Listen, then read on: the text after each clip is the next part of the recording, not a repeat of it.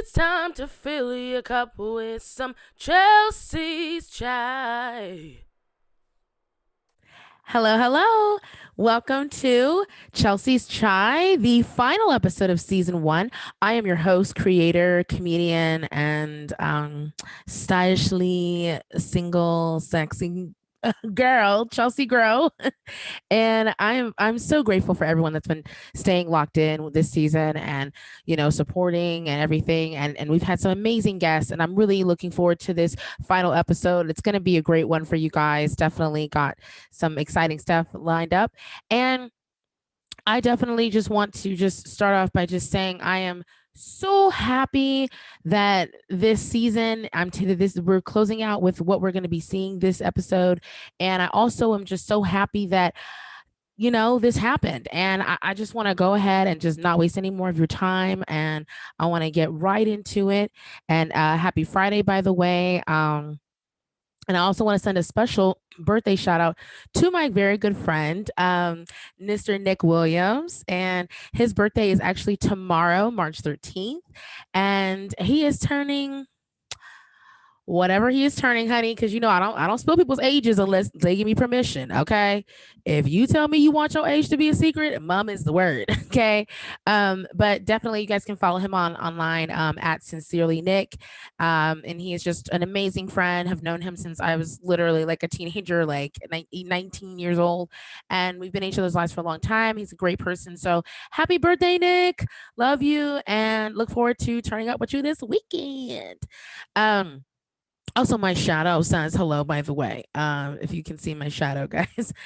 Because here on Chelsea's Chai, we are an independent corporation, and so is the lighting. So, me and my shadow, we're just going to be saying hi to you guys throughout the episode. For those of you who are watching this, if you're just listening to this, then, disregard all of that. And yeah, let's go ahead and get started. As always, got to start with, getting into the bag. So, the first thing we're going to do is start with the boss up tip for this week. And the boss up tip for my final episode of Chelsea's Chai season one is make a plan. That's it. It's make a plan. And I want you guys to know that, like, a lot of times when I'm giving these boss up tips, I'm talking to myself as well. And as far as making a plan, I'm sure you all have heard the term of those who fail to plan to fail, right? Now, which it's a true saying, but it can be confusing because you're like, who plans to fail, right? But I'll say this: I'm a kind of person that I spent years and years like being so obsessed with a plan, right? So obsessed to the point where I was like, I'm a Virgo, and I'm used to, like, organization and like trying to have things in like in a nice OCD order, right? But the truth is that that's not how life works. There's also the phrase, we make plans and God laughs. And I think that there is a happy place somewhere in the middle. Okay, like, so you can't just not plan because life happens or whatever. But you also can't be so stuck to your plan that you're not flexible and open to change and things and riding the wave as it comes. So when it comes to making a plan, one of the reasons why I am going to be taking a break from Chelsea's Chart for a couple of months before we get into season two is I want to, like, be focusing on my plan for my life and executing my plan, and I want to give my energy to that. And I'm proud of myself for recognizing that I can't do everything at once, right? These last few months since January, we've been pumping out episodes every week, and I'm so excited to do that. But this is a lot of work, and I recognize that, and so that's why moving forward, I want to have a plan, for the project and everything that I'm gonna go do from here on out. So yeah, like, the boss up tip is definitely just make a plan, guys. Make a plan, and what I mean by that is obviously write it down. Write it down is the biggest thing. One thing my mama always tells me is, Chelsea, write it down. Okay. Because my mama knows me. No one knows you better than your mama. Okay. And my mama, shout out to Patricia and Mahone, my mama. And My mama, she knows me, and she knows that I have a creative mind. She knows that I can get a little all over the place. She knows that I have a lot of ideas and that I can say a lot of things. But she knows that if I don't write something down, that it is highly likely that I will forget it or not get it done. And there's absolutely nothing wrong with that. I think for a while I was ashamed and I thought, oh no, like, is that bad that I'm doing that? And the truth is there's nothing wrong with, you know, there's nothing wrong with with owning who you are, right? And I think that's a big part of bossing up too, is accepting, your weaknesses or your challenges or areas where you need growth as much as your strengths. And so it's funny because once I just accepted that I need to write things down, I started doing that. I started using, put Siri to work. A lot of us have iPhones, most people do. Put that chick to work, okay? If you don't have time to sit there and type it down, tell Siri, hey Siri, it's time for you to clock in, okay? And if she gives you an attitude, switch the voice to an Indian woman or an Australian. They got some new accents on there, okay? Whatever you got to do to make sure that you get it done and get it written down on some paper or in your phone or in your reminders or in your calendar, do it, okay? Because I think that writing it down just makes it concrete. It makes it real. And now all of a sudden, this thing that was in your head is now a real thing. It's on a real piece of paper and you can really see it and you can really read it. So, yeah. And that's one of the things that like I said, I'm going to be doing that over these next couple months. I look forward to like sharing, my progress with my plan with you guys in season 2. And yeah, that's going to be my boss up tip for you guys to definitely marinate on for the next few months and everything. And that's it. That's the boss up tip. Just make a plan, be specific in your plan, write it down and execute it. That's it. And execute. And you know, one of the things I also recently got some advice from a good friend of mine when it comes to plans. Please make sure that when you write your plan, that you are specific and detailed, and also give yourself like little goals along the way. All right. It's nothing wrong with having a big grandiose plan for your life, for your dreams, but you gotta give yourself little goals that you can accomplish along the way, because otherwise, if you just put, okay, plan, win an Oscar, meet Tyler Perry, become Oprah, right? Well, first of all, one of those is impossible. There's only one Oprah. But just hypothetically, if that's what you feel like you've got to do, that's cool. But give yourself little goals like, hey, submit to a commercial agent, or, book myself 3 auditions this month or something. It can be whatever you want, but just make sure that you give yourself little goals in your plans so you'll feel accomplished on the way. Because the way our human mind works, the human brain responds to accomplishment and to completion of goals. So, yeah, guys, boss up and make a plan. And that's that. So now we're going to move into our final accounting tip for season 1 from the amazing senior accountant Crystal Powell, who has been with us all season long, sharing so many tips. And thank you for all of you have mentioned to me or told me and shared with me about how much you appreciate Crystal and her knowledge. And I do want to take this opportunity to just thank Crystal again, and I'm looking forward to this next tip she's going to share with you guys. So let's just get into the accounting segment of the bag.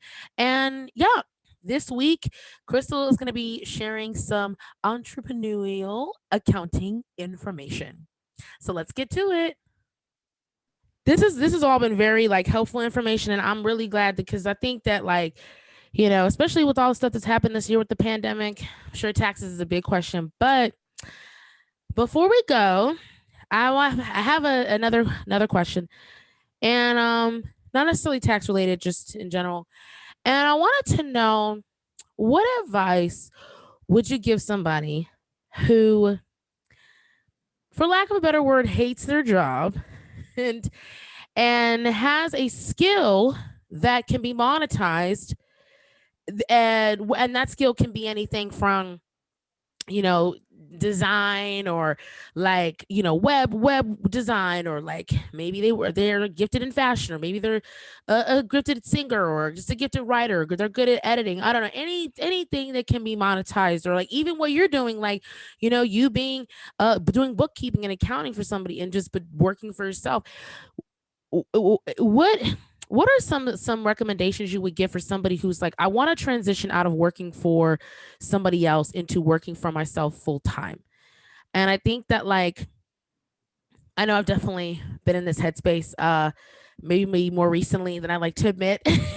And so I guess I just wanted to know, like, because it can be scary. It's scary to let go of stable income and to know when is a good time to do it and things like that. And so, do you have any tips or advice on like someone who's like, man, I want to start working for myself, but I just don't know where to start, or when's a good time, or is there a good time at all, Good question, because I'm kind of there now. I don't hate my job, but I definitely have an entrepreneurial spirit that's been with me for a really long time.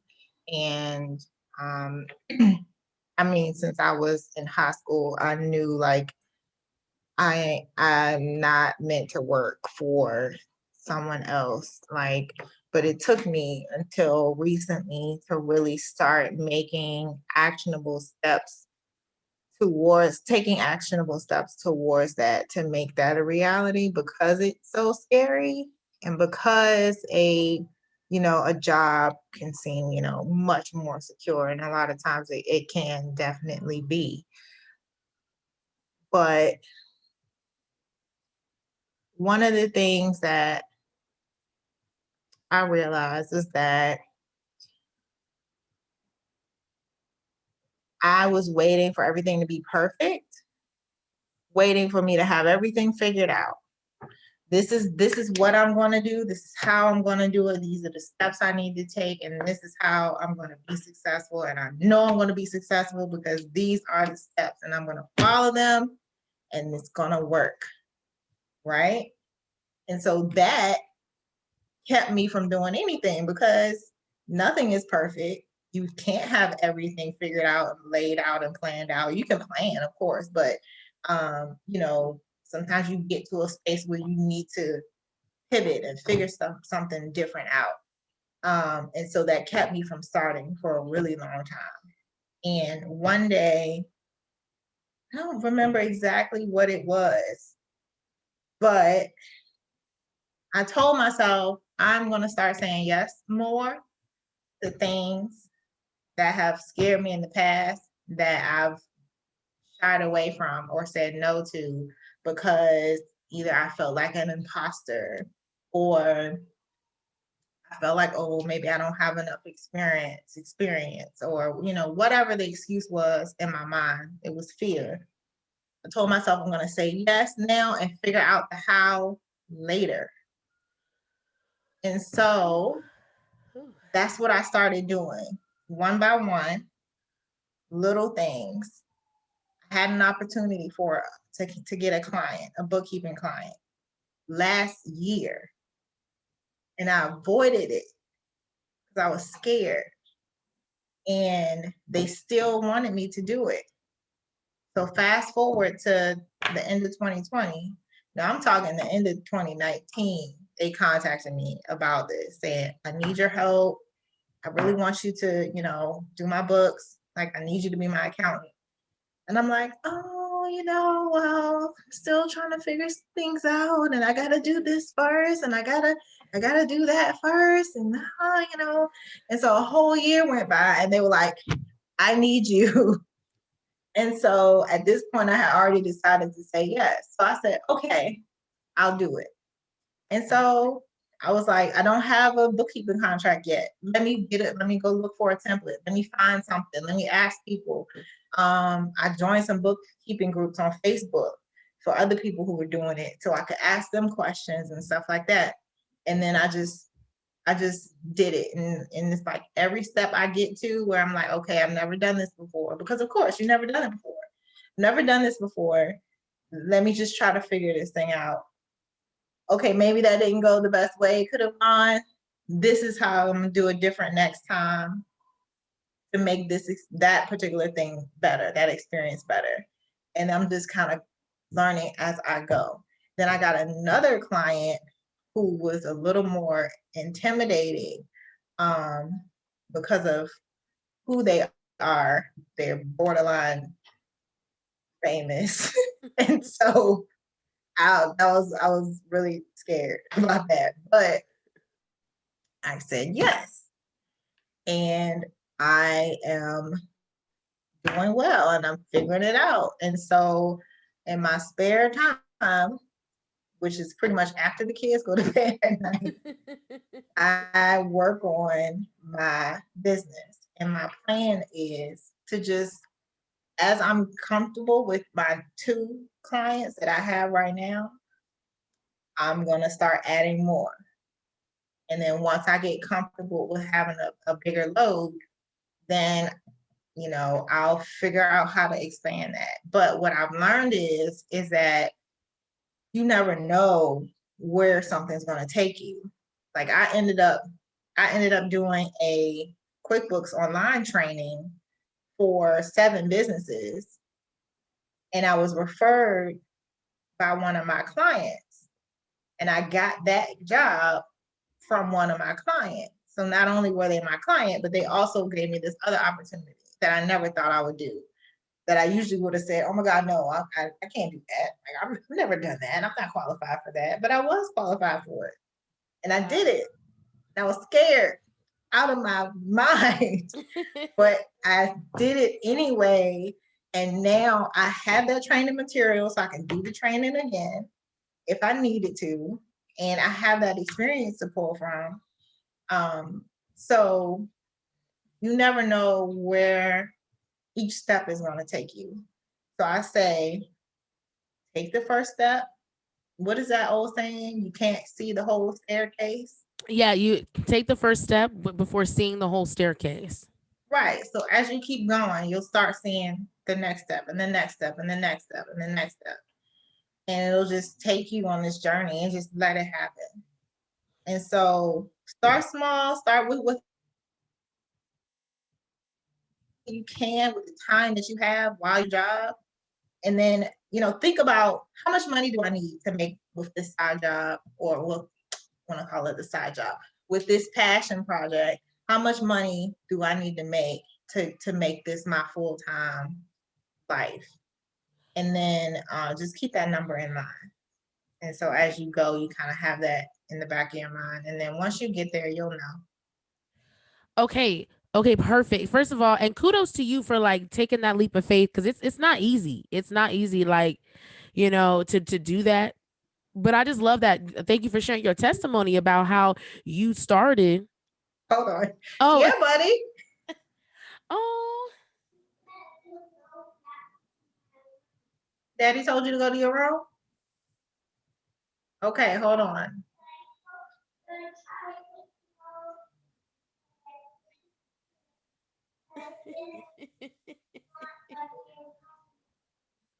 Okay, buddy. Hang on. Give me just a few minutes and maybe we can have a sleepover, okay? Give me just a few minutes and maybe we can have a sleepover.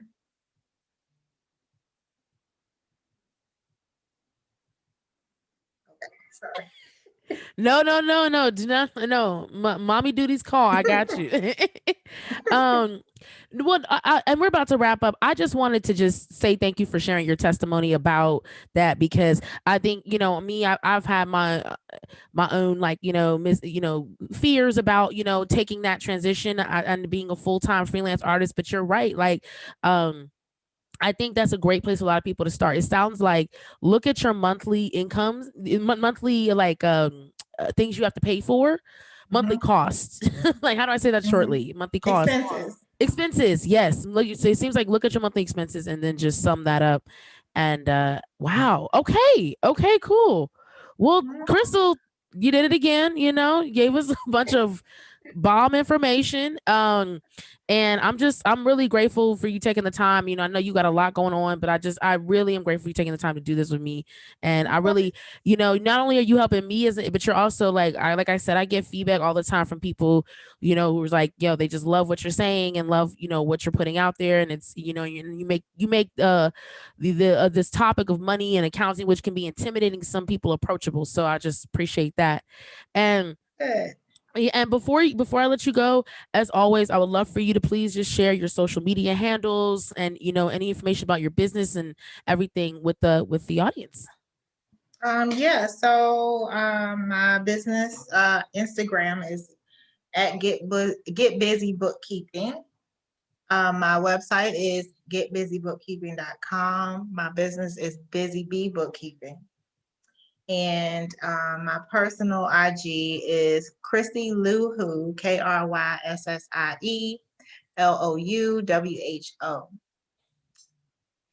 Yeah. Well, all right. Well, thank you so much. We just senior accountant Crystal Powell just gave us a bunch of bomb information, and we are just gonna we look forward to having you back on the show in the future. And Yes. thank you so Thank you much. for having me. I appreciate it. Absolutely, absolutely, always. God bless, girl. I love you, Love and you too. send love to your family and everything. And Okay. yes, and TTYL. All right. All Bye. right, bye, boo. And thank you again to Crystal Powell. You know, you've been amazing this whole season. She has shared so much information. Guys, stay tuned. I'm definitely going to be, on YouTube and via, other streaming sites. I'm going to, do my best to kind of organize everything so that you can just access, the accounting stuff, directly. And if you want to just, really dive into that or re-access that, so stay tuned and please subscribe to my YouTube channel. It's just my name, Chelsea Grow, CHELSE GREAUX as an X-ray. And you guys will definitely, be abreast to all the information that I've got coming up. As far as accounting. But again, thank you again to Crystal Powell for an amazing season. And we look forward to seeing more and getting more information on season 2 coming up. All right. So now it is time to get into the G part of the get in the bag segment. And for that, this week, my gratitude tip is be grateful for you. That's it. Be grateful for you. I have mentioned, being grateful for a lot of different things throughout this season, and they are all valid. And I believe that they, I hope that they touch you in the way that they touch me. But, gratitude for you. Recently, I was having a conversation with a good friend of mine, and he was explaining, he was like, be grateful for what you have done so far in your life. And I know me, having as a recovering perfectionist, um I've definitely spent a lot of time, telling myself that I'm not doing enough, that I need to work harder. And don't get me wrong, a lot of that comes from, after Instagram scrolls, which is something else I gotta work on too. But definitely it's easy. It's so easy to just, work yourself ragged, run yourself into the ground, and then look up and feel like you've done absolutely nothing because you scrolled on Instagram and you saw somebody who did something else. And it's like, you can't compare yourself, okay? Comparison is a curse. It will rob you of joy. It will take away your peace. Do not let it, okay? Stop comparing yourself. And again, I'm talking to myself when I'm saying these things. Stop comparing yourself to other people, but be grateful for you. Be grateful for you. Listen, you have done so much. If you're watching this, and you're listening to this, you have done so much. Right. And like me, I think about how much I've overcome in the last like 2 years. I excuse me, I got into an accident. I had to have major knee surgery. I recovered from that knee surgery. I found out I had to move 3 weeks before I take my comedy special. Yes, I Can, which is now available for streaming on YouTube, Apple Music, iTunes, Spotify, Tidal, and all other streaming services. And after I take my special, I had to move out of my apartment 3 days later with a not nowhere near healed knee. And I then, had to stay with a friend and quarantine with her for, a few months, and then, protested with the George Floyd stuff. Then I got my own place, which is where I live now. So grateful to God I have my own place. And I just had to stop because even after all the stuff I've gone through and all the things I've overcome and accomplished in the last basically 2 years, I still find myself, I have to catch myself and check myself and not allow myself to like down talk myself or downplay my accomplishments or minimize what I've done because I have done a lot. And so I'm grateful for me. I'm grateful for my resilience. I'm grateful for my work ethic. I'm grateful for my faith. I'm grateful for the most high God. I'm grateful for, me being right here right now. And yes, it's okay to have accomplishments and goals, but y'all, please, please, this has been a long pandemic for everybody. Please, if you can do anything for yourself, please be grateful for you. Okay? Look yourself in the mirror and be like, "You know what? I did this. I did that. I did this." If you lost weight, clap up for yourself. Even if you're not at your goal weight yet, I don't care if you lost 5 pounds, clap it up, okay? Because a pound of fat, if you watch Dr. Oz, they did an episode years ago where they showed how much a pound of fat looked like, and that's a lot, okay? So if you lost 5 pounds, 3 pounds, 1 pound, clap up for yourself because you did that, okay? If you moved into a new place, maybe it wasn't your ideal home or your ideal situation yet, but be grateful that you bossed up and got yourself together and said, "You know what, I'm happy for my living situation." Okay. If you have a job that you cannot stand, be grateful because you know what? You're here at that job because you have a plan and a goal for your future. And this job is just a small dividend in your life. So be grateful for that. All right. And that's it, be grateful for you, be grateful for your hair, be grateful for your curves, be grateful for your teeth, be grateful for your lips, your ears, your nose, be grateful for your hands, your feet, be grateful. Okay. And listen, I'm not gonna sit here and be all preaching and say I don't have days where I don't where the last thing I want to feel is gratitude. But let me tell y'all, as I can promise you from personal experience, if you keep looking at yourself in the mirror and you say, "You know what, I'm grateful for you," then I promise you, eventually your mind is going to transform and you're going to realize, yeah, I did that.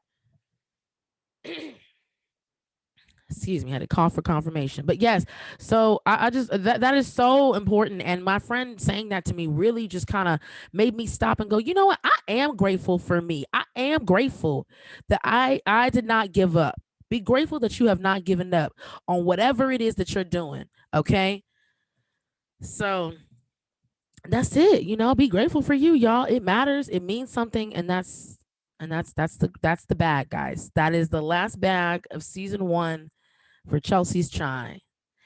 And now we're going to get into my favorite segment, which is Inside the Punchlines. And guys, you're in for a doozy. All right. I had to save this amazing human being for the last episode of season 1 because she's just the bomb.com. She is hilarious. She is multi-talented. Like she can literally do it all. Like literally. Like honestly, I bet name something and I bet you she can do it. Okay. Because this girl is talented and humble and has a heart the size of Donald Trump's ego. And that is a very large heart. Okay. So, y'all just stay locked in and we're about to get, inside these punchlines. And happy for you to meet this next comedian and artist. And she about to blow y'all mind. So, let's get inside these lines. Hey. Hey, hey, y'all. Welcome back. Welcome back. And, thanks so much for joining us here on the last episode of Chelsea's Chai for season 1, which makes this the last Inside the Punchlines for season 1 as well. And I can't think of a better comedian to have as our closer for this first season of Chelsea's Chai, Inside the Punchlines. Let's get right into it. I'm going to go ahead and introduce her. This young lady, you can see her right on screen with me. So in 2012, she became a University of Arizona Theater Arts graduate. Following graduation, she has performed at UCB, Mod Team, UCB Characters Team, Cozy Sports, Los Angeles, iOS, Main Stage, Second City. The Revolution will not be televised. Currently, she's continuing to perform stand-up at the Comedy Store, Hollywood Improv, and all around. And also, she is currently starring in an upcoming comedy television show. And also, she's finishing up the year doing her one woman show Through My Red Eyes. This bio, I want everyone to know that this bio is not from like 2020, but it's still all this stuff is dope, you know. And also because like so this young lady, because she did Through My Red Eyes in 2015, but she also since then has also done another special, Through My High Eyes, in 2018. Yes, and then 2019, you know, these years they run together. In 2019, and and she's performed in San Diego at the California Diversionary Theater women's show that was titled Bright Half Life, and she's also just recorded her special in October of last year. November, was it November last year you typed it? October. In October Yeah. 2020, she taped her most recent special, which you could stand back and stand by for that, because that's going to be coming to you guys soon. And we're going to get a little preview of it tonight. It's called The Breakup, and she's called Brie Geiger. Hey. Impeccable timing for me to hit that. I thought that I love it. thought I had more Amazing. time. Perfect you, Chelse. timing. Yes. How you doing, girl? What's the tea? Girl, that bio stressed me out. It's like, I gotta smell. I was like, it's been a minute since I've done any of that shit. I was like, you know, I get so into the bios, because like, I mean, every comedian I have on here are comedians I, you know, really respect and think are talented. But, and you and I, we've been close friends for a long time, on top of me respecting you as an artist and a comedian as well. So I always love doing these intros, and I try to give them all the energy. And sometimes I get in the zone and I was like, oh wait, yeah, we just, I gotta, but thank you for assisting me with the areas in the bio. I Thank you need for help making with. it sound relevant. Hey, you know, it was still done. So there you go. You're right. You're right. Thank you, girl. I'm happy to Yes. be here. Thank you. Girl, yes, I'm happy to be here too. I mean, you know, I had to have you in my season 1 of Inside the Punchlines here on Chelsea's Chai. So I'm so glad we were able to coordinate and get together and do this. So, but yeah, Yes. girl, how you been handling this quarantine? I mean, we quarantined together for a little bit last year, from like what was it, like March until like July. And then but you know, since then, you know, I mean, how has life been, you know, since you moved? I know you moved from the place we were quarantining at. We both moved. Yeah. Yeah, Yeah. Well, you know, girl, we needed to get the hell up out of there. we And did. I am so glad. Crazy. That's almost been a year. In 30 days, that will be a year. Or less. Yeah. Less. Like in 2 weeks, it will be a year. So Since um COVID started, that really started. yeah, I'm thankful for you to getting through that, because it was a good, it was like 5-star drinks, 5-star food, 5-star friendship, Yes. 5-star jokes and weed. And I think I was able to grow from that and really realize, like, I deserve like good shit. And then I got myself out of there, and I'm really, really, really happy. And everything's kind of aligning. When we weren't able to do jokes and comedy at the comedy store or out, I was able to do it in Echo Park and kind of like, find my own way to do it, which I don't think I would really be able to do it in North Hollywood, or even have the mindset to do it. So I just feel good. Changing locations and changing the scenery is good. I got a cool view. Let me see if I can show y'all this view. Hold on. Oh, she does have a great view. I've seen it live, but you know, for those of you watching, Let's get see. ready. Get ready. Let's see if I show you. You can kind of see the buildings. Not I really. love though. it. No, you can see it. I can see it on my screen, that the skyline. Yeah, the skyline. So yeah, it's good, girl. Thank you. It's good. No, I really, yeah. And I gotta say, you know, definitely I'm grateful that we were able to quarantine, because, you know, those first few months of COVID, I feel like by the time you and I both moved into like new places in July, it was just kind of like, it was like, okay, we're kind of into this. But I'm glad that the when it first hit, and then those first few months, because those first few months was a lot, and I think that that would have been a lot for me and my anxiety. And I know, just I think it was nice that we were there to like help support each other through those first initial months of like this unprecedented crazy time. Honestly, yeah. And remember, like I don't know. I remember like I'd randomly throughout like in the middle of the day, I would just like be like, oh, and I would just like take these deep breaths, and you'd be like, "Girl, you good?" I'm like, "Yeah, no, I just keep remembering I'm trapped in this house." Like, and I would just out of nowhere, I would just be like, "Oh, God." You're like, okay. Yeah. Also, gotta test them lungs out. You like, when, Right. yeah. All right, good. Now, because I remember when they came out and they were like, if you can take a deep breath and hold your breath for 10 seconds or more, then they were like, it's a good sign that you don't have coronavirus, right? And so for me, I was like, well, we just got to smoke a lot of weed and just keep.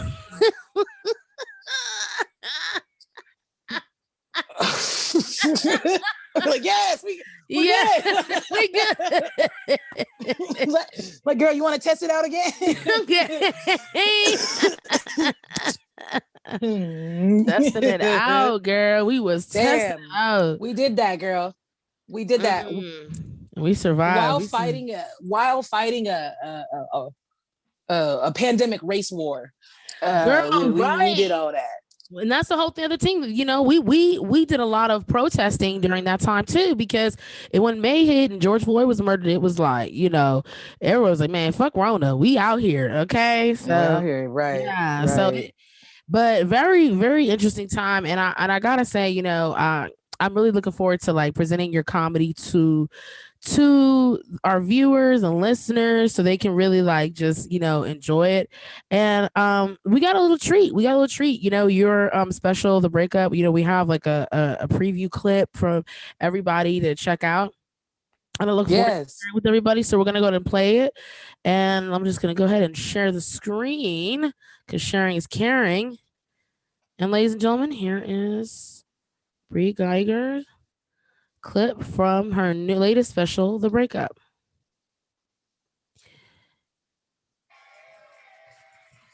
Black people have been praised the most they've ever been praised in their entire life.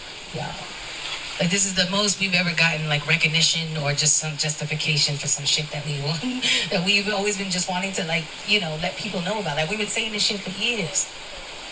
I got messages all the time where people are like, I don't know if that situation was racist or not. I'm not sure, but, which I love, because I'm sure that fucked somebody up, like, their whole life and just thought about that moment the whole time. I got a message from my friend, and we were like 8 years old. We were 8 years old at the time. He was a really good friend of mine. He was my first friend that ever called me a nigga. Right? He called me a nigga. I was about, what grade are you in? You're 8? Or, like third, fourth? Fourth grade? I like second. Okay. Nobody knows. It's been a minute. He was the first person that said it. I had no idea what it meant at the time. The first person that said it to me, I felt the aggression behind it. I know I needed to tell my mom. I told my mom. I said, I have no idea. She was like, oh my God, what the fuck? I was like, yeah, he said this to me, And she explained to me what it meant, and I was like, okay, I don't ever want to be called that again. I get it, So Tyler hit me up on Instagram. This nigga said, hey, I'm so sorry I called you a nigga when we were kids. I'm so sorry. It really fucked up my life, and I have a wife now, and I have kids, and I try to teach them, how to, like, not say nigga. It's been hard. So I let Tyler know. I wanted to tell Tyler. I was like, well, Tyler, you should have never called me a nigga.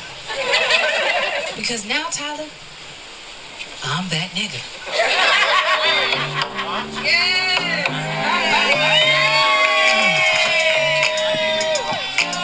This one's for Tyler. Should have never called me a nigga, cause now I'm that nigga.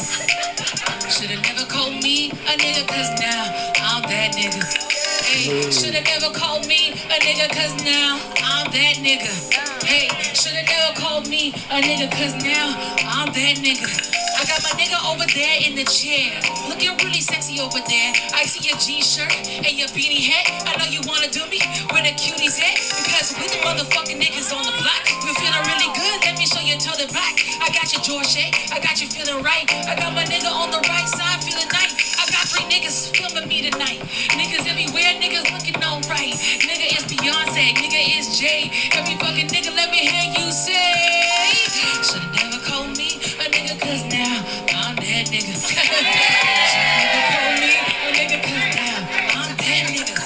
Hey, should've never called me a nigga, cause now I'm that nigga. Should've never called me. I know the white people want to sing this so bad. Okay, here's the white version. Here's the white version, okay? It goes like this. Should've never called me, cause now I'm that, okay?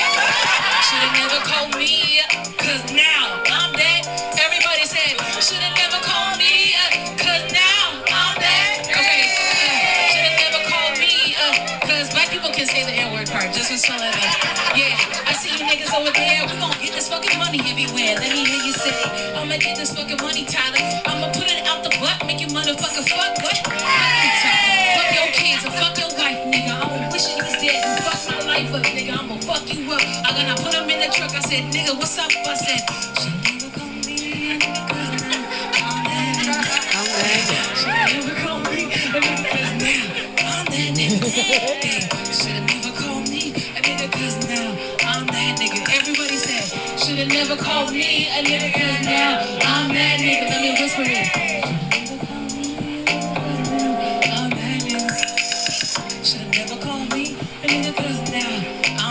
I want to make sure he says this. Hey Tyler, okay, there's a camera right here. Tyler, listen, fuck you.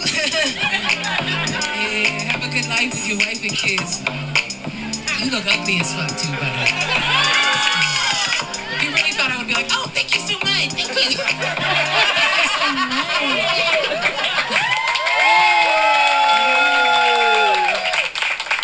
Yes. Yes.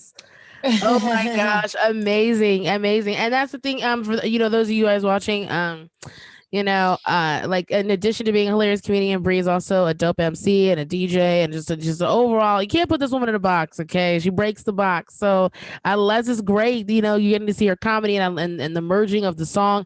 And that's one thing I really definitely respect about you too, Bree, is like, you really have a great way of merging your talents, it's like you always find a way to like take your different gifts and just put them together in like one project, and it's always just so fire. And I mean, obviously nigga was an inspiration part of the inspiration to the experience, but I'd love for you to just elaborate more on like that bit and then that song and how that all came about for you.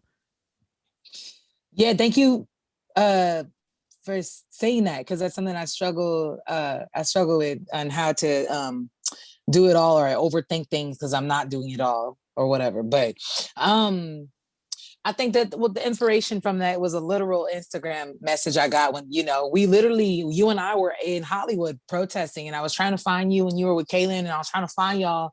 And I got this message on Instagram because I think he was seeing us being active in the world changing, and all these Black people, speaking up and, being our goddamn beautiful Black selves. And he was probably like, yo, I fucked up.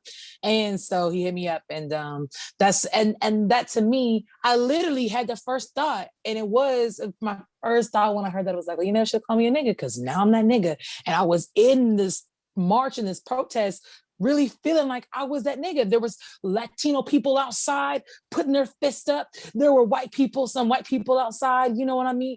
People, all types of people. And of course the Black people for sure. But what really made me feel like I was that nigga was that all these other people for once were looking at us like we were,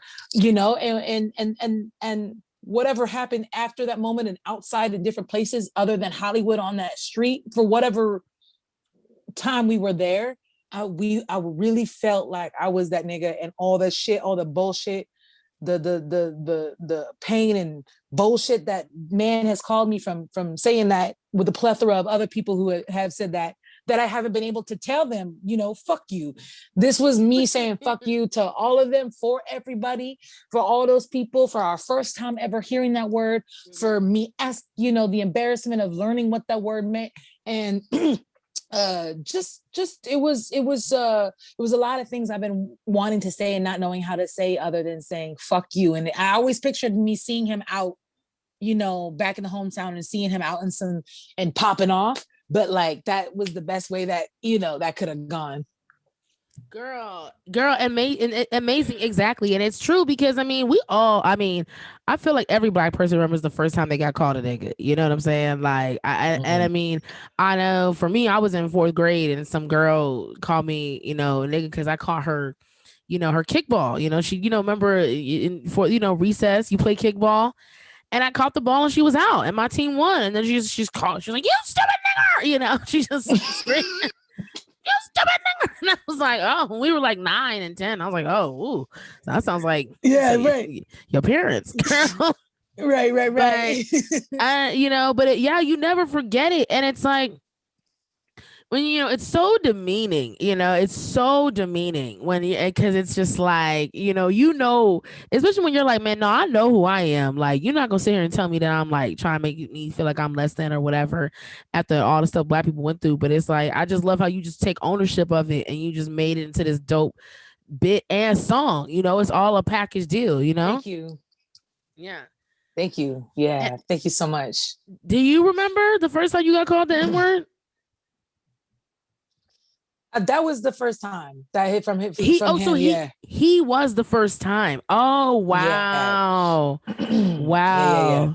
That's you know what? That's really a full circle moment. Yeah. Full circle. So I mean, in terms of it being aggressive like that, yeah. And it was just, in front of a lot of people, so it was loud and just like, So I think I'm pretty sure that was the first time. So 3rd grade. Yeah. Yeah, I guess that's about that age. It's about the age of them. The children of racist people start, bringing those teachings to school. It's like, I'm like, "Oh, I'm ready to take this to school." You're like, right. They're like, yeah, 3rd grade and 4th grade. You were like the 4th person in the last week when having this conversation who said it was around that time too. Some people earlier for sure, but like, majority of my friends around that time too. So it must have been something in the motherfucking water, sis. It must have. Like, ding. Right. Okay. Insanity. All right. Motherfuckers. Yeah, man. Well, now we that nigga. Okay. So take that. And you have a music video of this out, now, which is it would, on YouTube. You made a music video for this song, which is so visually just insanely amazing. And definitely, if those guys have not checked it out, definitely please check it out, like on YouTube. It's so good. Thank you. Yeah, thank you, sis. And it was all produced by Black people that saw it and wanted to work on it and bring my vision to life. So I just always had to put that in there. It's like all Black everything. It was great. Oh yeah. You can't have a white director on I'm That Nigga. No, you can't, sis. No, you can't. It's like, you can get the water on this video. Yeah,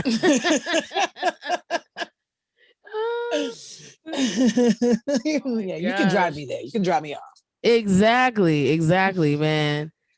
It's like white people use, like, you can run the music video for I'm that Karen, Shouldn't have called me. That's like, that is a bot, right? Now look and watch. Black people gonna make it. Girl, I was thinking about, I know when you said that, I was like, shit, should I do that in whiteface?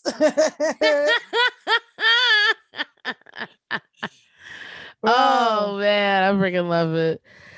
Okay, well let's move on to your second bit, which is actually it's a classic. for me because I remember I think it was about was it 3-4 years ago now. 28. We did it 2018 and 2019, but this was the OG of it. We didn't even know what we were doing. I said, sis, meet me here. And I'm gonna talk first. You're gonna talk second, and then we'll talk together. And like literally everything else was fair game. Oh, and I made you rap. I was like, oh, and you got to rap, and you were like, girl, all right. I was like, okay, cool, girl. I was like, well, just give me another shot, and we got this. Yeah, no, I love this. This is a classic. This was the first annual Bremus, right? First one. Yes, it's the first Bremus. And I remember, you called me, asked me to do it, and I was just we, like you said, we didn't know exactly what it was going to be, and it just turned out to be just an amazing night, beautiful time, and everything. And I mean, just the energy in that room, and then the fact that you put together this show, which with all these different like performers. I mean, you had poets, you had dancers, I mean, and everybody just really came and slayed, and just so. I'll go ahead and play this clip of us so everyone can get an idea of where we're going with that. So, oh my God, yes. Let me. I haven't seen it in a minute either. So. I know. This is definitely going to be a take me back. Take me back. Take me back. I want to go there. Take me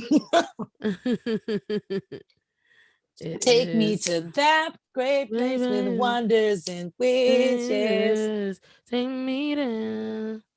Oh, hold on. Is it not moving? Can I move this? Oh, there. I can. I knew something was going on. Okay.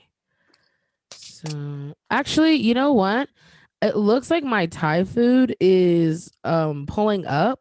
So before I play the clip, let me yeah, it's just pausing now. Yeah, I'm gonna pause it. I'm back. I got my Thai food, and my neighbor gave me a pickle. So, how did they give it to you? Like by itself, or was it? Yeah, but no, I my neighbors. Pickles is my favorite snack. And sorry. All right, there I go. Yeah. No, but pickles is my favorite snack. Has been since I was a kid. But I used to like the Mount Olives, but as I got hit my tweens, I discovered the Clausen pickles. That are always in the refrigerator section. They used to have like a little duck man on them or something. Yeah. Oh my gosh, girl! But also, by the way, I think they fired the Duckman mascot for Clausen because now it just says Clausen. I'm like, what happened to the duck guy? I'm like, really? I don't see it anymore. Right. But one thing, my neighbors, these two really cute gay guys, and they're really funny and nice and like just really just good people. And so all three of us, one thing we all three have in common is we're all obsessed with pickles. And that's cute as fuck. Right? We all like pickles and weed, I mean, that's really all you need. And so we have this thing whenever any of us gets a jar of pickles, we like usually let the other ones know, and we all like, have a few from the jar. And one of my neighbors just hit me. I was coming down the hall. He's like, "Oh, I just picked up some new Clausens," and because I turned them on to Clausen pickles, and now they're like obsessed. So we all get it. It's our thing. We're like, that's so cute. I love it. I'm like, okay, it's nothing like a pickle after a long day, man. For real. I fuck with him, and I think a little bit more now because you do. But yes, yeah, cool. Girl, can't go wrong with the pickle. Well, I will say, go ahead. Sorry, I was gonna say, you can enjoy your food for a little bit too, and then get into it. Oh no, girl, let's get this. No, we got one more big, girl. It's all good. Honestly, this is about thinking about Postmates. Okay, like I don't really pay attention to their delivery times anymore. Like, the food is already like kind of lukewarm because it's like my delivery took a little longer than it was supposed to. So I'm gonna have to heat up in the microwave anyway. So I'll just do it at the end. No worries at all. It's all good. Cool. Yes, but cool. So, but now we're gonna go ahead and we're gonna get into your second and final bit that we're gonna present. And this again, really excited. This is from 2018, the first annual Bremus, like variety performance show. And this features yours truly and Ms. Geiger. So let's go ahead. Let's get this screen share going. and let's have a watch and a listen. Do do do. Okay. And this is make this full screen for the gals. All right. You going back to slavery, girl. That's going to be wild. I should probably hit the weed. Eat some low the news. Well, me and Chelsea smoke. We write jokes and we freestyle. Anybody else freestyle? And Yeah. Only one. Even in your head, you're freestyling, right? You're like the best rapper in your head, right? Always. People, when I freestyle though, people always think I suck dick. Like the amount of times I talk about sucking dick, you think I would just love it. You think I was like, I know man, something that girl. special. I was like, okay, that I'll quickly learn. Yo, learn today. Now, and I'll have boys come up to me and shit too after, like, yo, so I heard that joke about sucking dick. And you rapped about it. So I don't know what that means. You know, even when I sucked dick, I never sucked dick. Even when I sucked dick, I didn't suck dick. That's a joke. And I did it, which sucks. I have the best lips to do it. Like, what a waste. What a waste. It's not. It always freaked me out. I was like, it's weird. You pee out of it, and it kind of looks like a mushroom. I don't know. What a waste. Okay. Not peyote. Okay. It's cool, man. But I don't know. I think everybody though. No one ever really realizes, but I think everyone's 5% gay. Everyone's just like 5% gay. That's it. Okay. Me maybe 97, but I think everybody else is at least 5, right? I don't know. I think it's scientifically proven. I'll take it. I mean, I know a lot. Gay people do come to me in droves, so I feel like it's like an osmosis kind of signal. You never know. Yeah. We'll talk about it. Okay. All right. Oh, well, okay. So it is scientifically proven we are all 5%. All 5%. All 5%. It is scientifically proven we are 5% gay. 5% gay. 5% gay. Let me see you go dick to dick. Dick to dick. Dick to dick. Dick to dick. Click to click. Dick to dick. Dick to dick. Dick to dick. Click to click. Dick to dick. Dick to dick. Tell 'em. Hey, I'm looking in the audience. All the bad chicks is in the front row and the back row too. And actually, every row I see is you. You the finest still tonight. And I'm straight as an arrow. What? That's just because I ain't got the effort to get on my knees and eat that pussy. But I respect you. If you do it, girl, do you. And I'ma do a do. Because that's what I do. But I like to just lie there and relax after a long day. But if you going for the price, make sure it's silicone frame. It is scientifically proven we are 5% gay. 5% gay. 5% gay. Scientifically proven we are 5% gay. 5%, just 5. 5%. Let me see you go dick to dick. Dick to dick. Dick to dick. Dick to dick. Click to click. Click to click. Dick to dick. Dick to dick. Dick to dick. Dick to dick. Click to click. Click to click. Dick to dick. Dick to dick. Yo. Mama's like, Bree, please don't be gay. I'm like, Mom, I'm not gay, but I'll fuck him anyway. So there's 2 black people sitting in the front row, and if they weren't together, I would make her titties glow. It's true. It's alright, but I like black dudes if I can see them at night. And that's right, yeah. Chitty's in the front row, riding that bike, and it's scientifically proven 5% gay. Hey. 5%. Hey. 5%. It is scientifically proven we're 5% gay. Just 5%.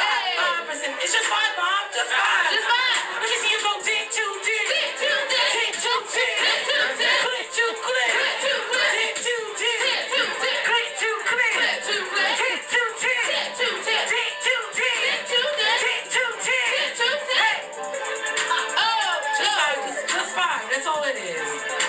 we vibing, we riding. You waving your hand like it's church session. Hallelujah. Go ahead and get your climax from whoever turns you on. I don't really give a F-U-C-K. We do F-U-C-K. Get on down and get it on down and I am browning. Sometimes I'm black in the summertime, but I like to get down in the raw. And I like to ride the dress with my girl Bree. And I like to stand on the stage and I like your stockings. Hey, show them styles here. I'm really good. Hey, hey. 5%, yeah. 5%, yeah. Yes, I do. We do it. We are 5%.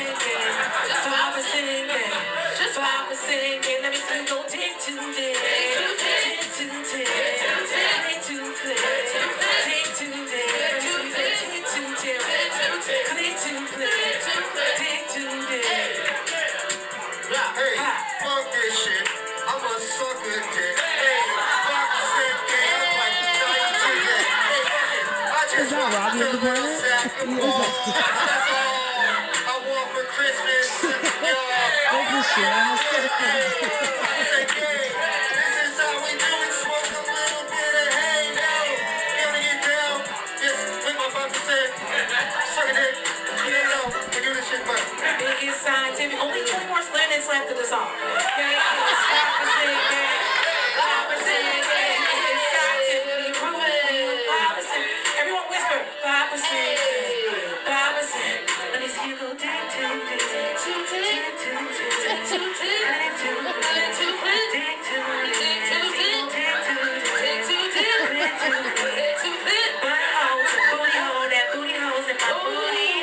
Make the booty hole touch. Yeah. Making booty holes touch. You better make them booty Wow. holes touch. Yo, we're so lit that I like, but like just lit off the energy, because Just I was vibe. like, yeah, that was such a fun night. Wow, it's been such a long time since I actually watched that whole thing, and man, but well, Now 3 years later, that's our third time doing it. yeah, it really is. And I'll say from my perspective, like I really appreciate you. Like, I feel like good friends push you, you know what I'm saying? And I definitely like I don't necessarily put as much out much content out there from like with my musical stuff, like me like freestyling or like singing and stuff, but you definitely offer me those platforms and opportunities to do it, and I'm always grateful for that. Hell yeah. Yeah, but And I'm grateful for a friend who would do it with me. That's crazy. yeah, hey, that's what they mean when they say yellow. Yellow does not mean, give a bunch of chicks STDs and like, and steal cars. And that's not what yellow is. Yellow is like when you like, nah, let's do this thing with my friend and let's make this dope content. Yeah. That's right. That's right. Well, I'm sure people would love to know, like, what made it click in your head. What was the thing that made your head go, wait, 5% gay? That's a bit. That's a song. That's the whole presentation. The bit originates from my friend Martin, who is a comedian. The 5% aspect of it, the chorus originated from his he's straight. And I said, Martin, I would love to do this, from a queer perspective of it, and improvise and go in the audience and use people in the audience and just go off on it and actually, I don't know, be gay and sing songs about it. But power to the straight people to do it too, but all the more to come from a gay person. And it's my favorite thing is when I've done it, I've seen a full room full of straight ass people, San Diego conservative, whatever type of people, and then be like, oh no, like we're not gonna fucking like, oh shit. Hold for sound.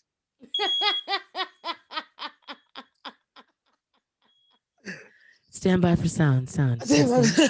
Sound testing. Stand by, roommates are burning chicken. Oh, for man. the third time today. They're burning burnt chili. They're burning burnt chili. I love to see people from that be so like, oh, I'm straight, I'm not gonna go on the song, and you'll see like people in the audience just be like, oh no, fuck this, or you'll hear someone go, oh, not me, bro, or just be super uncomfortable with it. And by the end, I have gotten the pleasure of seeing everybody just like be so involved, and so like, you know what, fuck it, you know what, you're right. It's like, it's kind of like it helped. It's a good way. It's a good platform to kind of, or song to kind of just make everybody kind of equally gay, I guess that's what I'm trying to say. Yeah. Halfway through that, girl, I stopped using my brain through that. I was like, when are you gonna wrap this up? It still makes sense. It still makes sense. No, but like, I mean, you actually, because for those who don't know, when I taped my special Yes I Can last year in 2020, Bree opened for me, and actually, you closed your set out doing this song, and it was great because I was in the back, kind of nervous, and then a little in my head, and just trying to like relax before I went on stage, and just hearing you do 5% Gay and getting the crowd and everyone just being into it, like honestly, to be in the back getting ready to hear that, it brought this like rush of like calmness over me. Like it really relaxed me and everything, and it meant a lot that you did that. I mean, that's why I couldn't think of anybody else to bring me up or open for me. It was you. It was perfect. But yeah, but I can confirm that. Yeah, like I've seen you do this in multiple different settings in front of different crowds, and it's really nice because I think, although I am a straight woman, definitely am 100% an ally of the community and everything. And I just love that this song it just kind of like makes everyone just relax, right? Yes. And I think that that's the beauty of art. That's the beautiful thing about art and creativity is that you put your art out there in a way it's to bring people together. Yes. Was that like when you first like wrote the song, was that like an inspiration for you, or did you just kind of like put the song out there and let it do what it does? The inspiration behind it really is to cleverly come out without being very much like, oh, here's my gay stuff, which I have trouble with. Because I do have straight jokes, I had a life of straightness, so I have straight jokes, and I always have found it weird to transition / have a joke talking about it. I think it's easier for some gay comedians that, might just look gay, which is equally as beautiful. But I'm just saying it's hard. There are still people that are surprisingly surprised about it, and I thought to come out. And so to me, it's a beautiful way, like, hey, this is me coming out to the audience. We're going to do some gay stuff. And this is me coming out, and this is me telling you that you're gay too. So don't even judge me. Well, yeah, no, it definitely, and that's the thing too, because even I feel like even the I guess the straightest of straight people have had like like I'm a straight woman. I've never had the desire to like be. Wait, hold on. Oh no, Bree, did you go? Okay, everyone stand by. Bree's gonna come back. We just had a little technical difficulty. Hey, Chelse. Hey, girl. Hey, you're sideways. There we go. All right. It's all good. I'm gonna edit this anyway, so all this is all good. It's all good. Okay, cool. Yeah. But yeah. Come here. Welcome back. Welcome back, Bree. We're like the interview that could. I had to go get my Thai food. Your drone just logged you off. But hey, we have a guest star. Look at that! Oh my gosh! Hi, Solange. We got a guest star who's crying. Oh my goodness! Oh, girl, I forgot to tell you. Solange got hurt today, girl, because my dumbass dropped her. Oh my gosh, what do you mean? She got hurt? What happened? Girl, I dropped my dog, girl. But did she get seriously hurt, or like just like she's okay now, but she did do a little wobble. She's like, it's the last time you done dropped me. Yeah. It's just, she's like, that's why I don't like you to. That's why I don't like you to pick me up. I keep telling you this. She's okay, girl, but it was sad as fuck. I was thinking about it all day. I was like, you bitch, you dropped your dog. You dropped your dog. Honestly, I think one of the most relieving things that gives me peace about having children in the future is knowing that, like, parents be dropping kids. We've all been dropped. You've all been dropped. Like, girl, I fell down a flight of steps in Germany when I was 2, and I got a bunch of rocks in my eye, and they had to remove them with like a metal toothpick. And these were German doctors, so these were German doctors, so they have no mercy. They were like, sprechen Sie, get it out. They were like, du hast mich, like with the fucking drill. Dude, well, my mom, I was 2 years old, and my mom said it took 3 grown men to hold me down, and I was like, ooh. I was like, At 2, I was ready. I was ready. Yeah, you were like, these niggas got these rocks in my eye. Like, let's go. Let's go. I'm trying to picture that. Rocks in your eye? That's kind of crazy. Yeah, because it was just one of those like staircases where that like had Luke's. It was almost cobblestone, I guess you could say, staircases that we were at a park and it was really long. My mom said it was like the length of the steps in The Exorcist. It was like that, one of those really long staircases. And she Of said I just course. fell down it, and because it was cobblestone, there's a bunch of loose rocks, so like it was just kind of like I just kept rolling down, just like a little burrito, like a burrito baby. I just was like. She said I just kept rolling down. A little black Puerto Rican baby. Just rolling down. But by the grace of God, I'm here today, and I got my 2013 vision. Bless you, girl. That made I'm me grateful. feel better. Yeah, girl. Yeah, girl. Hey, I'm just that's what I'm saying. That's all like all these little things to log off and all that stuff. That's just the devil trying to distract us. But that we still gonna wrap this up and have a good conversation, okay? That's right. Well, I mean, I will say, thank you so much for just, being my final Inside the Punchlines guest for this first season of Chelsea's Chai. I couldn't think of a better way to close it out. Yes, and we started, and I love it because my premiere episode had a very good friend of mine and yours as well. Our mutual friend Anya Malik was the guest. So this is beautiful that you're close. He opened it up, you're closing it out. So let's go, fam. 2 people I love very much, just bookmarking this project for me. And yeah, definitely before we log off and everything, I of course I always want to give you an opportunity to share any information that you want, anything upcoming, and any your social media handles and everything with listeners.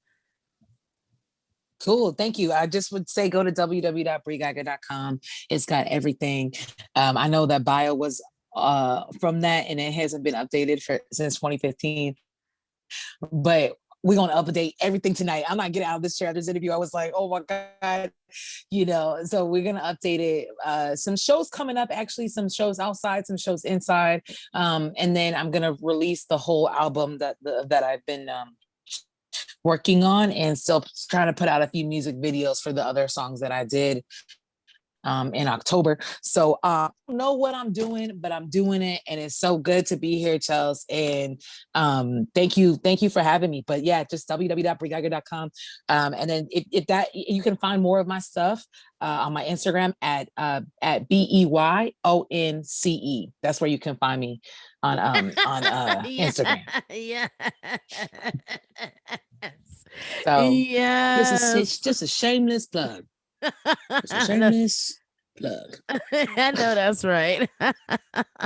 Oh well, Bree, thank you so much. I tell all my guests when we wrap up the interview, thank you so much for letting me get inside your punchlines.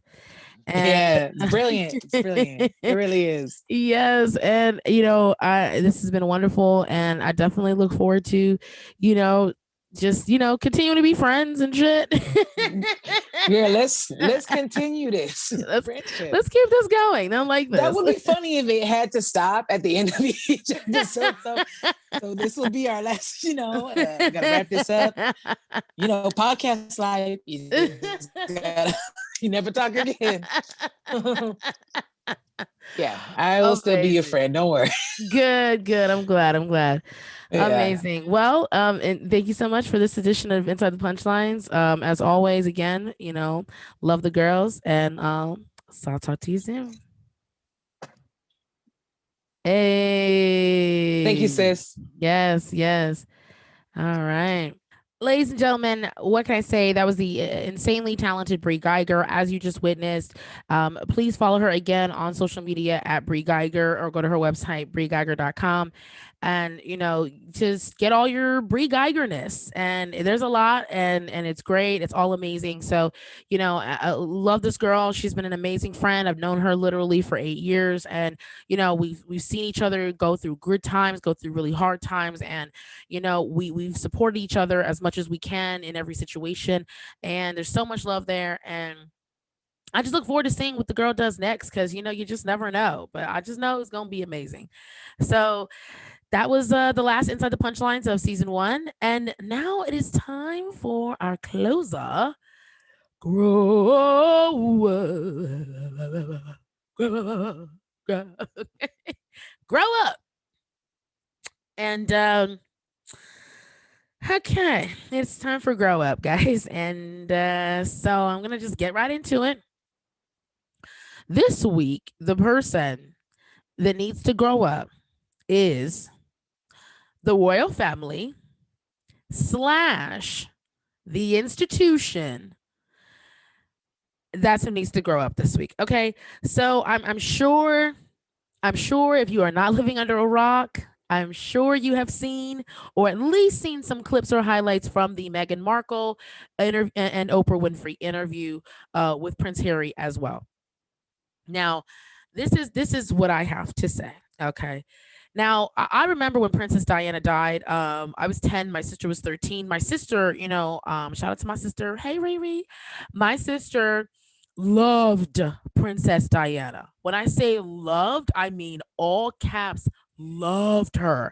Okay. Like, I think from the time my sister was like 6 or 7, like she was watching Princess Diana on TV. Like anytime Princess Diana was on TV, my sister was like, oh, Princess Diana, Princess Diana. And I think my sister just loved, her poise. She loved her energy. She just loved watching her, and she just had a good heart. And who didn't love Diana? Well, probably the institution, because she wanted a divorce, and they were like, oh, no way. And so, yeah, like Princess Diana, just such a free spirit, such a good woman, and may she rest in peace. But this is the whole thing, is like, if things are not addressed, they will be recycled. Okay. And this is how God worked too. Okay. See, I love how people think because they have money or they have royalty, they have a title, that they're above God. And I feel like God just be looking at them like, I made you, right? Okay. I made you. And I can take you. Okay. So it's just funny to me, because I feel like the institution, they learned nothing from, what happened with Princess Diana. And here comes Meghan Markle, right? And, I gotta say, after watching that interview, I was highly, highly disgusted. Okay. Because here's the thing. All right. First of all, why are we talking about baby skin tones and baby shades? Okay. Like, I feel like if there's any group of people that should be absolved from racism, it should be babies. Okay. Can we just like leave babies out of this whole race equation? Right. Because let me tell you something. I mean, I don't know if you've ever seen babies play around. Okay. If a black baby sees an Asian baby, you know what he sees? Another baby. Okay. He don't see no color. She don't see no race. Them babies, they gonna go up to each other and be like, go, go, gaga, and they're gonna be talking. Really, babies it's already been proven that babies, until they start talking like, in our like the way adults can understand, babies be having their whole secret language. Okay. Babies will have a whole underground, like community of like babiness. All right. So really, the fact that that was said, and shout out to Prince Harry, because I respect his decision. And that's the thing, like, I respect his decision to not say which person or which family member or whoever said the comment about the skin tone. Some people were like, oh, name him, but here's the thing, right? When it comes to family and people you've known your whole life, even though you may separate yourself and you may know they dead wrong, that's real love. That's real maturity. The fact that Harry was like, you know what, I could say who brought this up and it would absolutely destroy them, but he chose not to. I'm not even going to speculate on who said it, because the fact that anybody said it, okay, it's just inexcusable. I think some of the other points that Meghan, touched on about them saying that her child was not going to get protection nor a title. And it's one of those things, it's just like, well, why? See, that's the thing. Like, that's the kind of racism that's so blatant, that's so just sad. Like, who sits there and says, oh, this little innocent baby, like, how you gonna not protect a baby? Like, I feel like, call me crazy, but I feel like the most racist white person that exists in this planet, the most racist white person, if they saw a little black baby that was in trouble and by themselves, and they were the only adult around that could help this baby, I would like to think that something that the power of God or would overcome that person's heart, and they would be like, you know what? I'm racist, but that's a baby, okay? And I'm gonna help that baby because, It's a baby. It's a baby. It's a literally a small infantile child. Like even the most non-maternal like women, they see a baby and it's something subconscious that goes off in your mind and says, I need to protect this tiny infant. And the fact that the institution was like, yeah, we're just gonna not protect him, and we're gonna take away Harry's security that he's had his whole daggone life. And this is the thing, like, the institution or whatever, and their little BS rules about, oh, Megan, we can't give you therapy because of how it looks. See, this is my problem with people with the UK. Okay, a lot of times and I could tell from like the television that's produced in the UK and a lot of the content that comes out of the UK and a lot of the news and a lot of the things I've seen from the UK and even from people I've met who are from the UK that come to America. From all of that, what I can deduce is that UK likes to keep its racism like underground. Okay, it likes to keep it hidden. It likes to like like if this is racism, it likes to be like just above it, right, in its presentation. But the thing is, at the end of the day, you're still a hot mess. Like, how dare you say? It's baffling to me. It's actually, it's really, the institution should really be ashamed of themselves. Okay, because how dare you sit there and say you're not going to protect an innocent child, and then on top of that, the only reason, and let's be straight up, the only reason is because of her race. And this is another thing, because Meghan Markle, she is, yes, she is a mixed black woman, but she is, a black woman, and she is, white. She can be white passing in certain, lighting and things like that. She is white passing, and she knows that. But here's the crazy thing is that's how deep racism runs, is that, honestly, she is poised, she is beautiful, she is well spoken, she is intelligent, she is talented, she is humble, she has a good heart. And she, everybody that has met her just instantly falls in love with her, and then the institution. Y'all concerned about her baby skin tone. Y'all concerned about her doing this. Y'all sit there. The British press, they vilified her. Everything she did, like I think that they had said like when she was pregnant with baby Archie, something came out about with a gorilla image or whatever, and the institution said nothing. Because let me tell y'all something, okay? I ain't seen no bad press about Kate Middleton. None. Okay. And I watched when Kate, got married too. And I'm telling you, they ain't saying nothing about Kate and all the press about Kate. It's like, oh, look at Kate. She's so cute. She's so pretty. AKA she's so white. So we're not going to say anything bad about Kate Middleton. But here comes Meghan Markle, and y'all literally vilify her and say they said her baby was going to come out looking like an ape or a monkey. Like I remember seeing some kind of article in British press about that, because that was all over social media. And it's like, how, for what? What do y'all want? You know what I'm saying? Like, that's the thing. Like, love is the most powerful thing in the world. Okay. And shout out to Princess Diana for leaving Harry that money. Okay. Because that's the thing about a mama. Mamas always know. Because Diana, she was like, I don't know how much longer I'm going to be here, but I know my son, if he's and you can tell like Harry has that fiery free spirit that like Diana has, and Diana just knew. She knew that the institution was going to be on some BS, and she knew that because Harry's spirit was a lot like hers, Harry at some point in his life wasn't going to be with the shits no more. And so that's why she was like, okay, well, let me make sure my son is set up with some coins, okay? And so, that I'm so glad Diana had that foresight to be like, no, I'm gonna, make sure that he's set up. And for them to cut him off financially, like, and all this other stuff, I'm like, really the way that the royal family reacted to like, him trying to protect his wife, which is what he vowed to do. It's like, didn't we all not see these wedding vows that they took when before God, and he said, I will love and protect you. He said that in his vows to Meghan, that I will love and I will protect you. And so she sat there and she's sitting here like, I can understand her being like so hurt. And I love the fact that he said, no, my wife and my family, I will protect them. That is a man. That's what a man is supposed to do. So you're going to cut your grandson off, your highness. You gonna cut your grandson off because why?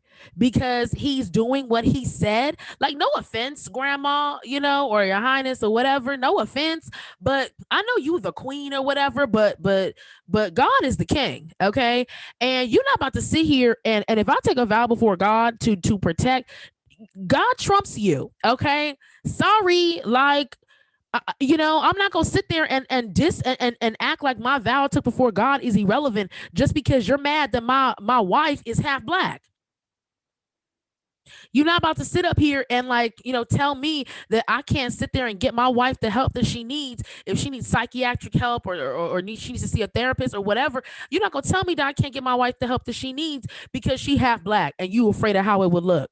Okay, you're not gonna sit here and not protect my wife from the press the same way you protect my sister-in-law Kate because she's half black. And like literally that's all you're doing. You sitting here, you running around in circles and you trying to act like, oh, I'm so high and mighty and we're da. And it's like, no, boo boo. Because see, you may be your highness in your title, but your energy and your actions is that lowness. Okay, it's that low. Because that's not, I feel like royalty and stuff like that. I know in the UK and stuff like that, that stuff is just inherited or passed down or blah blah blah blah blah. But honey, you gotta earn respect. Respect is the minimum, okay? And from what I've seen, Meghan has been super respectful. Okay, she was super respectful to the crown. She was super respectful to the institution. She was respectful, and she bit her tongue like a lot of black women have to bite our tongues. Okay, and she sat there and she dealt with all that BS. And y'all and the institution, shame on y'all. Okay, because I remember when that story came out where they were trying to say, oh, Meghan made Kate cry the week of the wedding or whatever. All right. I remember when that story came out and y'all knew that wasn't true and y'all didn't say nothing. Meanwhile, Kate been a royal for, I don't know, at this point, a doggone near a decade. And I have yet to see one single bad thing about Kate. Kate been a royal for 10 years. I ain't never seen one bad story. So that shows me how much power the institution has. The institution does have the power to take things out the press, to keep things out the press. And the fact that Meghan was royal for like less than 3 years, and y'all let the British press and tabloids run her ragged, okay? And that is why Malcolm X said the most disrespected and unprotected woman is the black woman, okay? Because shame on y'all. Shame on y'all for letting a British tabloid, say her child was gonna come out looking like an ape or a monkey. Shame on y'all for letting that lie come out about her making Kate cry when y'all knew doggone well Kate was the one who made her cry. Shame on y'all for letting them just call her all these nasty things and shame her for eating avocados. Like, what? Y'all shaming her for eating something that everybody likes, doggone near, like something that's nutrient rich, something that's actually good for your baby. And y'all talking about, oh, she rubbing her belly for attention. I remember seeing all these headlines over the last few years. And to know that Meghan was going through so much like trauma, and I don't care about anybody who's sitting here talking about, oh, she had money. No, forget that mess, okay? Because one thing about being black, if we've learned anything, because don't forget, LeBron James is one of the most famous and the most talented basketball players to ever walk the face of this earth, okay? And he is very, very wealthy, all right? But guess what? Somehow, some way, somebody still spray painted the N-word across his house. And so being black and rich or black and famous does not absolve you from racism, and it does not absolve you from the pain and the trauma associated with racism. It actually makes it worse because now you're so in the public eye that you can't even speak out or speak back against those kind of things, especially in Meghan's position. Of course she was depressed. She sat there, she said and who knows if she was suffering from postpartum or if she was just depressed from the situation in general. But either way, she needed help. She needed help. She reached out. She asked for help. And y'all sat there and told her no. It's like because it's almost like y'all wanted to push her to a point of suffering, push her to a point of tapping out. And again, I keep reiterating it. Kate Middleton been a royal for doggone 10 years. I ain't seen a single solitary bad thing. Like, and I listen, and I be in the grocery store a lot. Okay. That's where all the little inquirers and all the little stuff is. And I see it. I ain't never seen they say one bad thing about Kate, and not no press, not online. I ain't never even seen no negative meme about Kate. But Google negative press on Meghan. Honey, it's pages. Okay. It's a novel. There is literally a novel's worth of bad press on Meghan Markle. And for what? Because she's black. That's it. You cannot give me no explanation. Okay. Meg, she ain't out here cussing nobody out. She ain't out here, talking bad about nobody. She's speaking her truth. And that's the thing is like, and Pierce Morgan and all those little goofballs or whatever, like, how dare she speak against the queen or whatever. First of all, sit your little white ass down, okay? Because let me tell you something.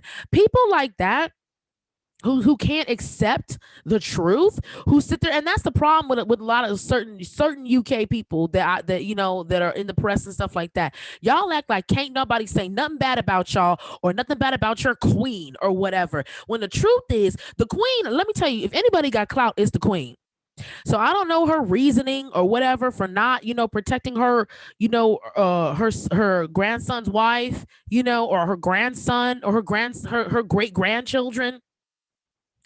I don't know. At this point, that's between her and the Most High. Okay, she gonna have to. That's her business with him. Because I don't have anything else to say about that. But I will say that it's really sad. It's really sad. And I know Kate said she was very nice to her, and that's great. But people can be nice to you on the surface, and then when you really need them, they ain't nowhere to be found. And to me, like that's not true love or friendship or respect. So the institution, the royal family, y'all need to grow up, okay? Y'all need to realize that love is love. And listen, I'm all for, I'm a black woman. I support, love in general, but I definitely support black love. And I believe that, all black people are deserve love, because so much has been done to us over the years to try to deny us, love or love of a partner or whoever that is. And, Meghan she loves Harry. I can tell by the way she looks at him. And I know that Harry loves her because I can tell by the way he looks at her. And let me tell you something. Although I may be a fan of black love and things like that, I don't care what your race is. If I ever see two people look at each other the way that Meghan and Harry look at each other, I'm going to tell them that they need to get married. Okay? Because why would you not be with somebody that you love? Meghan gave up her whole career. Okay? She gave up her whole career to be with this man. And so do you really think she did all this for press? No. First of all, like they said, they would have stayed if they had felt protected. But at a certain point, enough is enough. And that's the difference, between, being a black woman and being, pretty much anybody else. Okay. Black women, we're not going to sit here and tolerate disrespect for too long. Okay. We're not going to take it too long, because the world is constantly disrespecting us. And the fact the institution had the power to protect her, that they had the power to protect her son, protect Harry, and they chose not to. It's a shame. And it's childish, and it's inexcusable, and it's sad, and it's a hot mess, and it's just there's no rhyme or reason for it. So the institution and royal family, I hope you all grow up. I hope you all take this time to really reflect on your actions. And I know you want this to go away and be all British and be all blah, blah, blah, let's just sweep this under the rug. No, boo boo. That interview is going to go down in history. Okay. And as it should. And I hope that y'all learn from this. And I hope you're embarrassed, because you should be. And shout out to Tyler Perry for looking out, because shout out to just Tyler Perry for being a real one. People talk about Tyler Perry, but let me tell you something. Tyler Perry be looking out. Okay. The fact that he gave his home and security to Meghan and Harry for protection, shout out that. Now that's a man right there. So thank you, Tyler, for just doing the right thing. Just, and that's, isn't it sad? But see, that's the thing, I love, this is why I love God, because when I'm telling you, all that family protection, the royal guard and blah, blah, blah, all that stuff got taken away. And look at God. God was like, you know what, Tyler, just go let them use your house. Let them use your security, So, when the enemy tries to close the door, God will open a window, God will open a crevice, God will break a whole wall down to create, whatever you need for yourself to move on and be forward. So, I shout out to Megan and Harry for being brave and having that conversation with Oprah. I'm sure it wasn't easy. I'm sure it was nerve wracking, just because, they've had to be so hush hush for so long. But I'm glad that they chose, their freedom. And I'm also glad that they got to stay together. I'm glad that Harry, as a man, honored his vows that he took before God and said, I will love and protect you, you know? And so yeah, um the institution, good luck. The cat is out the bag. So I don't know how y'all gonna deal with it, but that's not my problem, that's y'all's problem. So y'all deal with this very, very viral interview, and I hope that maybe by the time season 2 starts, you guys have grown up a few hundred years. And that is it. That is my grow up. That is the end of the episode. That's the end of Chelsea's Chai. That's the end of season 1. We did it. We did it. We're here. I'm Chelsea Grow, your host, producer, lighting director, makeup artist, hairstylist, blah blah blah blah, all of it. And you guys can follow me on social media at Chelsea G Comedy on Instagram and Twitter. So again, that's at CHELSE Comedy. And you can also go to my website. That is chelseagrow.com, CHELSEGREAUX.com. And if you have not yet, please stream my comedy special, Yes I Can. It is now streaming on YouTube as well as Spotify, Apple Music, Tidal, and all streaming services. And stay tuned for season 2. Season 2, we will most likely be premiering season 2 in early June. Again, I'm going to be taking these next couple months off to really focus on getting myself back into my groove. And, as of right now, they're saying that comedy clubs in LA should be potentially opening up in April-ish, depending on how this vaccine and everything goes. So once that happens, stay tuned on my social media. I will keep you guys abreast and updated on everything that's up and coming. And yes, season 1, that's it. We did it, guys. And so again, I'm so grateful to everybody, that every comedian that came on this season. And I'm gonna be posting compilation videos over the next couple months, and little different special edition episodes and stuff like that as well. And again, stay tuned early June for the return of season 2. And until next time, keep your cup and your soul full. Bye.